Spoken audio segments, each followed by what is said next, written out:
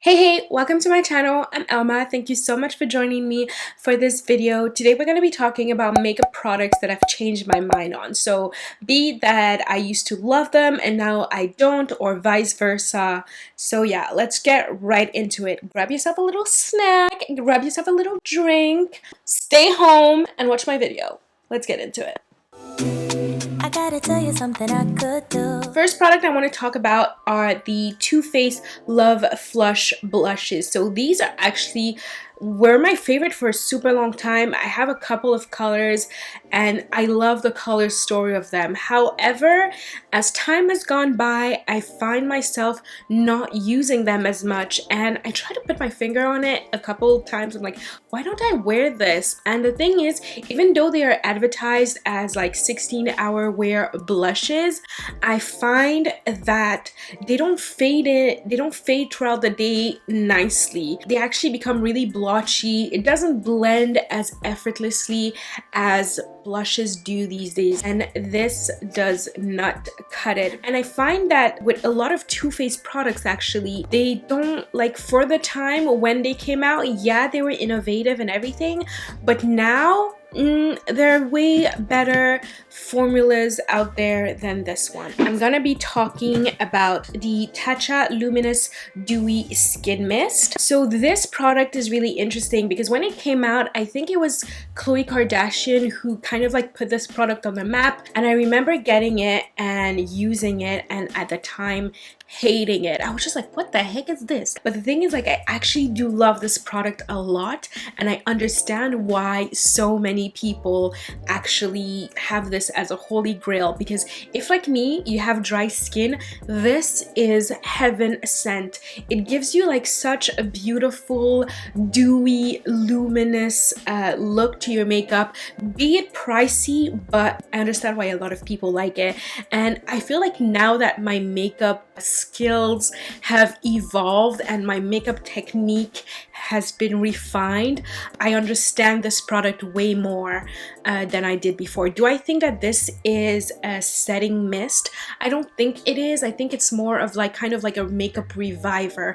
I would call it maybe a bougier, dewier version of the MAC Fix Plus, for instance. Whereas, for example, the Urban Decay All Nighter setting spray, yeah, that's like a setting, like, you know, your makeup is not gonna move. This is more of like a reviver, and if you have a dry skin and extra coins to spend, pretty sure that they do have a sample size, so maybe go with that first before you go full on with this, because although it's really nice and I recommend it to you, try it out first just in case to be sure. So this foundation is the Your Skin Forever Fluid Foundation, and my shade is in 041. So one thing I've learned over the time I've been on YouTube is it's not because it works for XYZ person that it's necessarily gonna work for me.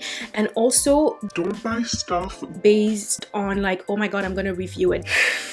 The next product I'm going to be talking about, that's exactly what happened, and I shouldn't have done it.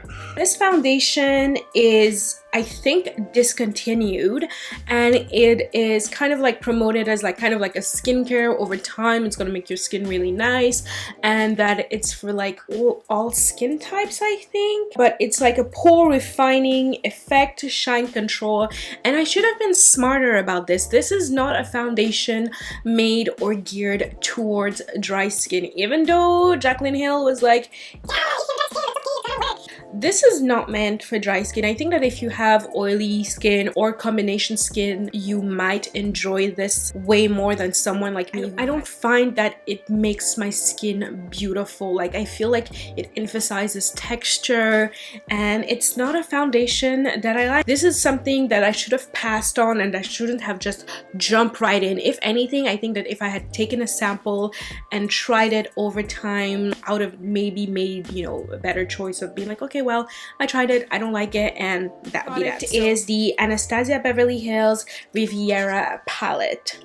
So over here, I actually do have a review demo of the palette, and this came out, I think it was like last summer or something like that, and I solely got it because I was just like, oh my god, ABH has a new palette. It's color colorful. Everybody and your mama is gonna be talking about it. Let me get it so I can make looks and, you know, be reposted. none of those happened, and I find myself not going for this palette at all. Although the formulation and the color story is up there and it's like really nice and it's beautiful, it was not meant for me. Not every palette is meant for you. I'm a once in a blue moon extra colorful kind of chick, and this is a palette that I should not have gotten because I don't use it. I just should have been smarter.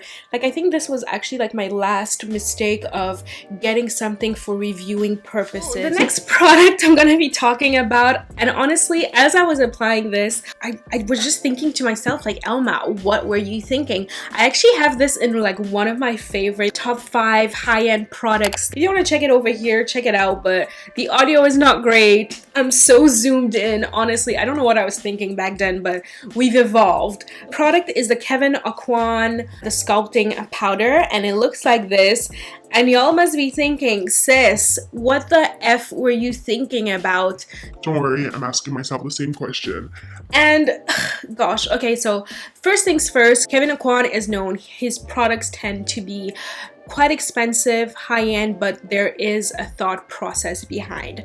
Now, is this a bad product? I don't think so. However, how I do my makeup now and what I expect from my products, this is not it.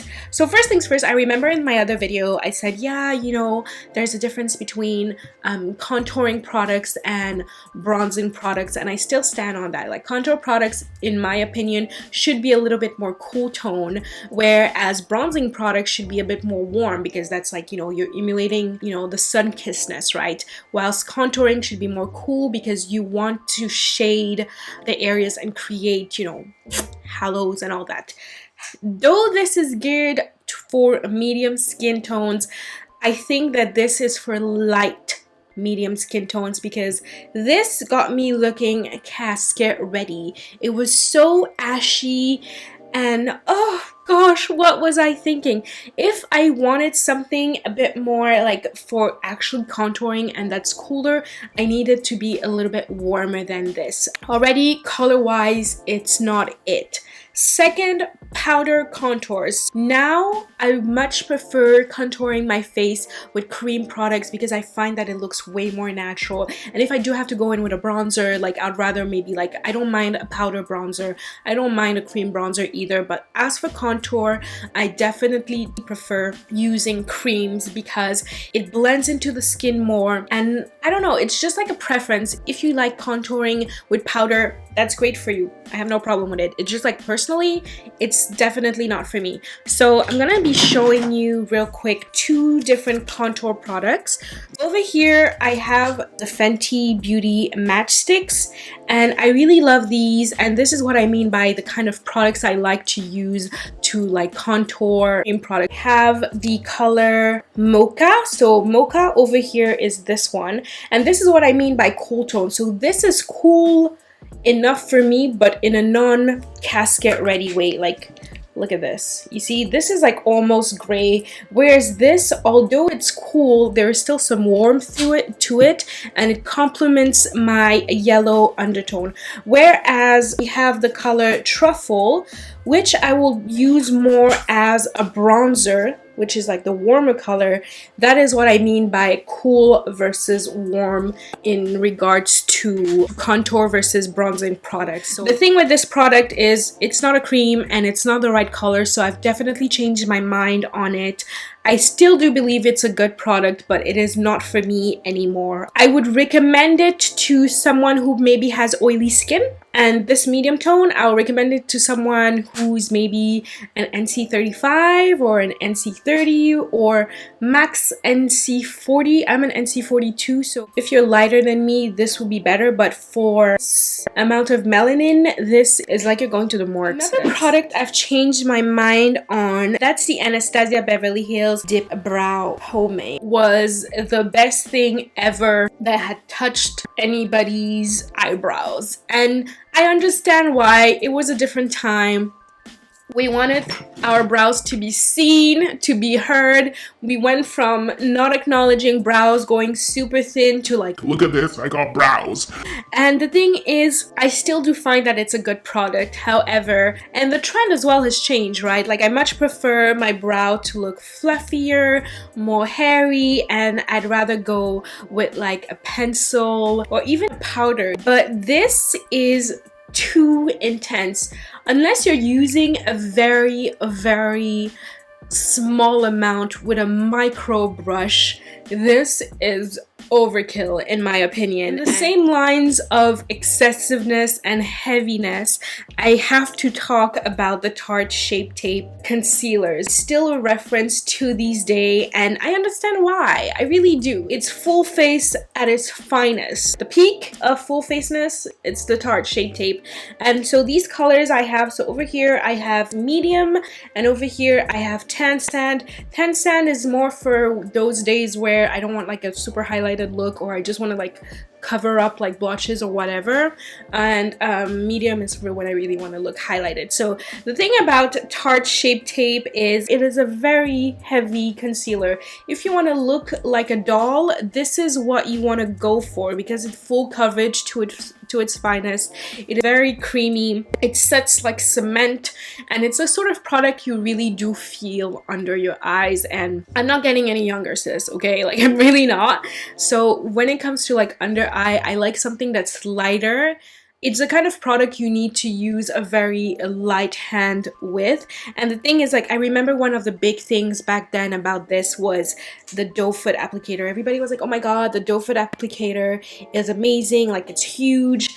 Honestly, today, for what I like, I find that this, if it had a smaller doe foot applicator, it would collect way less product and you'll end up using way less, because you honestly don't need the full amount that does come on the doe foot applicator to get, you know, like full coverage or whatever. So yeah, I've moved on from these kinds of full coverage type things now.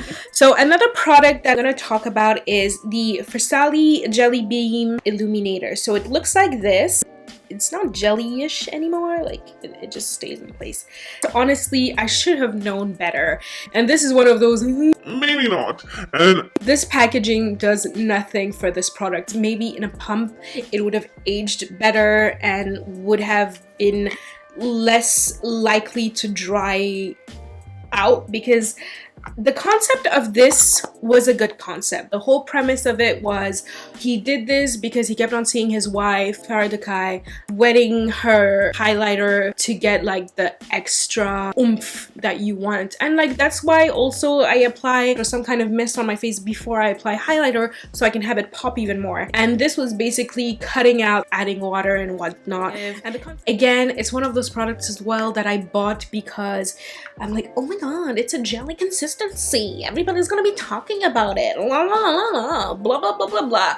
no. So, this is the Huda Beauty Life Liner eyeliner, and so on one side you have a pencil type thing, and on the other side you have a liquid liner. The thing about this is that the product itself, in terms of longevity, wear, is amazing. However, when it comes to the liquid liner side of it, it is so not beginner friendly. I have troubles applying it because it's very thick. I don't know if you're gonna be able to see this, but it's very thick. It kind of like gunks up, and when you're applying, it even kind of like sticks to your lashes, and it's a kind of product you need to apply really fast and never make mistakes. And whoever does not make mistake when they apply their wing liner, seriously, like look at my two liners, they're so not the same, but you know, lashes make things look nicer than they are in reality. But this product, I understand why not many people recommend it and why not many people are talking about it anymore, because although it is long lasting and very black, the formula of it was thinner or more liquidy. It would be more advantageous to the product, but because it is so thick, it's just such a hard product to use. Liquid lipsticks were the trend 2015, 2016. So these are the Huda Beauty liquid lipstick, and the other one are the Too Faced liquefied matte lipsticks. And the thing is this, I do like a matte lip, but I do not like the sensation of liquid lipsticks. I could even talk about like the Kylie Jenner ones because they fall into that as well. And liquid lipsticks, the concept of it is nice, but I much prefer where we've arrived in regards to like matte lipsticks and all that, because it's like we are able to get that matte look without the drying, suck out all the hydration of your lips. It's not comfortable in any way, shape, or form on the lips. Today, it's not something I would recommend. I'd rather go for example, the Huda Beauty, the matte lipstick, but they're like kind of like, they have like this kind of like powdery, velvety feel. So much more comfortable. You get the matteness. If you really want to stick to liquid lipsticks, I wholeheartedly recommend the Fenty Beauty Stunna lip paints. Although they're liquid lipsticks, they're so much more comfortable on the lips, more long lasting, not as drying. So yeah, these kind of like liquid matte lipsticks, I'm done. It's not something I like. I actually like decluttered them, and yeah. So these are what's left. So I would not recommend, and I wouldn't wear anymore simply because it's not for me. I cherish my lips so much. I wouldn't put them through this ever again. I'd rather go this route. So that's it for the makeup products I've changed my mind on. Please tell me in the comments below, what are some of the makeup products you've changed your mind on. Don't forget to subscribe if you haven't already, and if you want to watch more videos from me, you have some that just popped up on your screen, so be sure to check them out. Give this video a thumbs up, share it if you will, and I will see you in the next one. Stay safe, stay home if you can. Sending you lots of love. Bye!